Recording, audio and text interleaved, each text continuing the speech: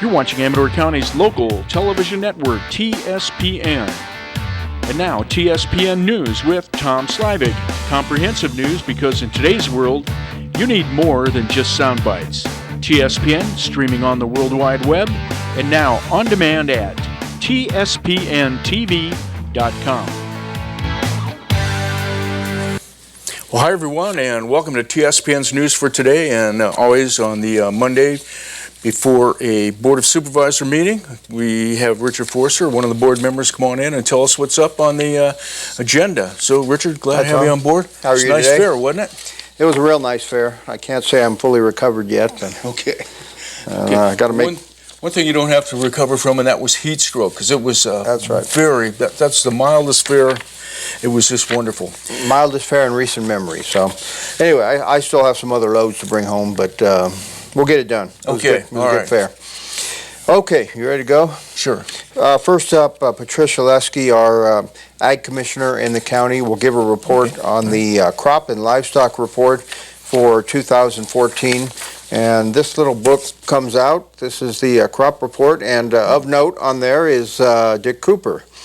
And part of the reason they put him on the cover is they wanted to give him some recognition because of all the things he's done. Of note, you might want to look at this. At the age of 26, he was the youngest fair manager in the state of California for the Amador County Fair. For the Amador County Fair. So he went on from there, but he's known as the godfather of Barbera.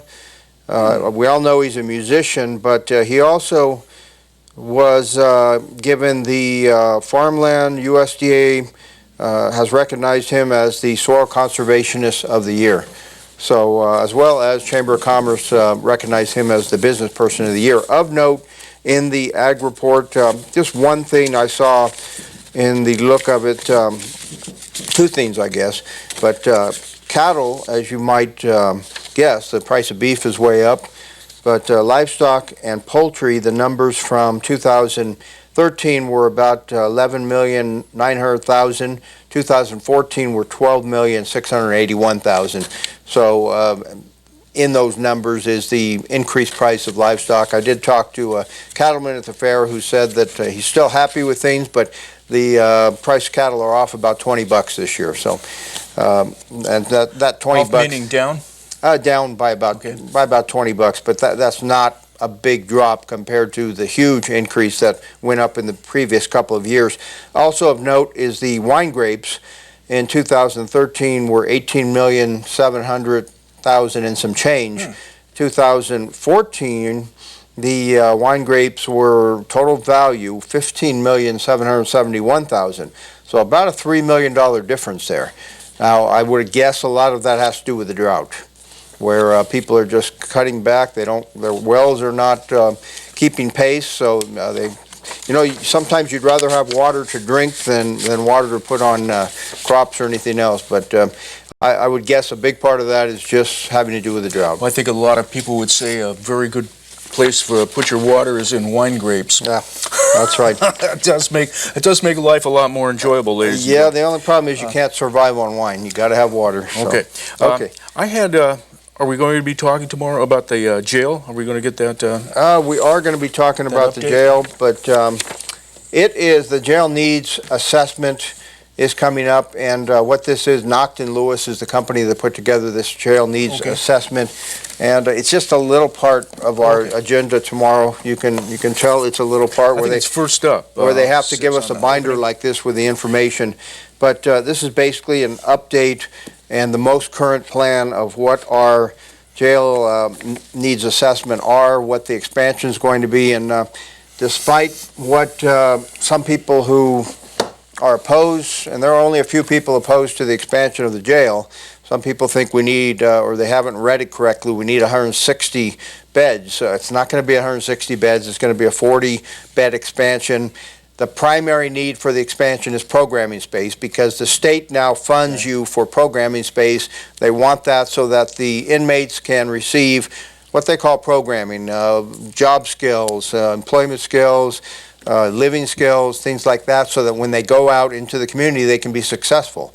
So it's pretty well proven that most of the time, when you give them some training, that does permeate through, and it helps them to succeed, and that's our whole goal. Are we going to be able to do the same kind of programming that it would seem like we don't have the space or anything to be able to do a lot of the things like masonry and butchering, right, and things like that? We have no programming space right now, so it's very difficult to do any of that. The state, fortunately, looks at us as a major candidate for that, the funding for a jail expansion, and we'll look, hopefully the jail expansion will continue forward, and we'll be able to find common ground with some of the neighbors. Richard, have any of the other counties come forward with programming that look to, are we going to be following along with some of that stuff? We pretty much know what direction we're going. The problem is there are a lot of counties out there, and it's very competitive after that money from the state. So we all need it, but it's very competitive. Right, and they were actually going to hold it against us that we had a $22.5 million grant and turned it back to the state. They said if you were awarded previous funding, you may not be eligible, or you lose points in this round.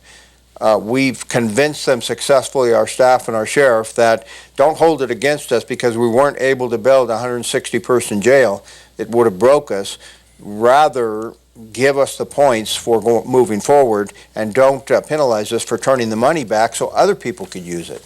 Okay. Okay? Yeah. Okay, we're through with the ag report. So next up, Susan Manning and Kelly Reason, our animal control director, will be in to talk about the $9 for 9 Lives program. This is one coming up. Hopefully they want it approved for August of 2015. And this committee consists of about 6 people that are on the Adoption Center Promotions Committee, working with our animal control director, Kelly Reason. And the whole goal is to get cats out of the shelter. So what this will allow is for $9, you'll be able to come in and adopt an animal. That's it. Pretty reasonable to adopt a kitten or a cat. Okay, really? $9? Are they? Do you have to get them spayed, neutered?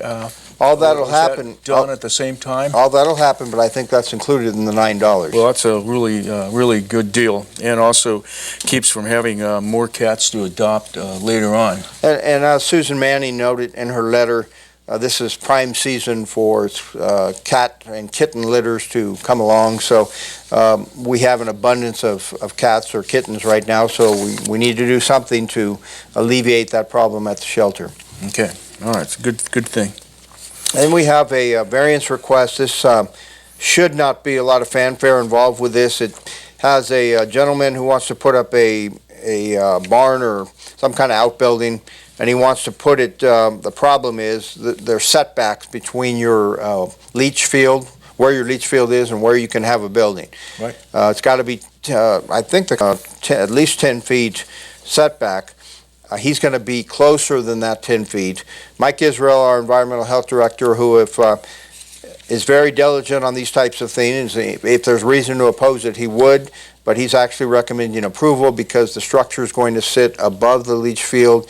He doesn't feel there's a high probability of failure because of the building and the leach field, but it'll be within 10 feet, and the structure should not cause significant damage to the leach field, as he states.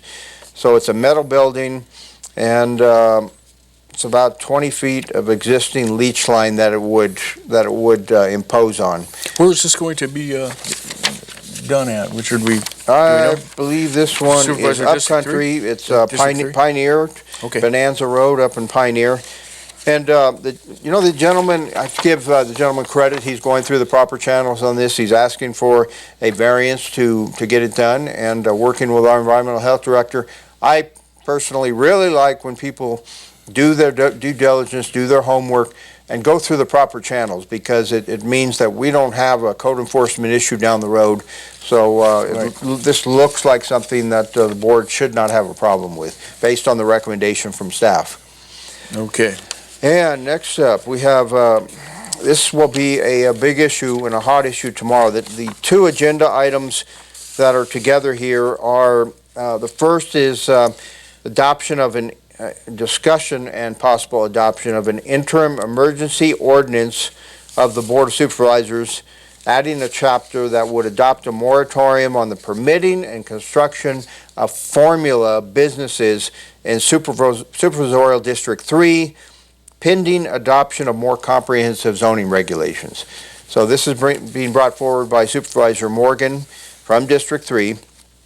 The next agenda item, which is closely tied to this, is also asking for adoption of a resolution of intention to initiate proceedings to regulate formula businesses. So these two are pretty well tied together. What is a formula business? That's a new name I haven't heard before. It's what they're describing as a business like a Dollar General. So is that like a franchise, you mean? That could Is that be. what that would cover, a formula business? Well, there is an exclusion that I saw reading through here that they do exclude some types of stores, gas stations, and smaller stores that are not more retail in nature, permitting approval of formula retail stores. So they would exclude some stores. The problem we have, some emails that I got address this as well, is McDonald's, Carl's Jr.,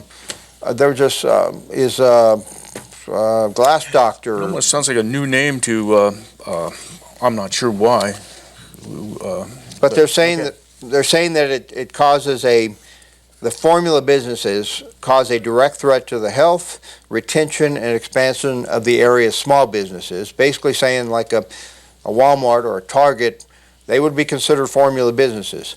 And I think what people would like is for them to be located in areas like the Martell area. They see that they fit in these areas, but they don't fit in Pioneer, and that they don't fit in Pine Grove. Well, that's what they're trying to say. Okay, I could weigh in, maybe I shouldn't, but this isn't the particular building that I seem to be discussing, or business, isn't, Well, here we have businesses like that that are much larger in the Martell area. here's what they give, and maybe we got to go to a break, but I'll We do talk have to about go it to on the break. way back. All right. So.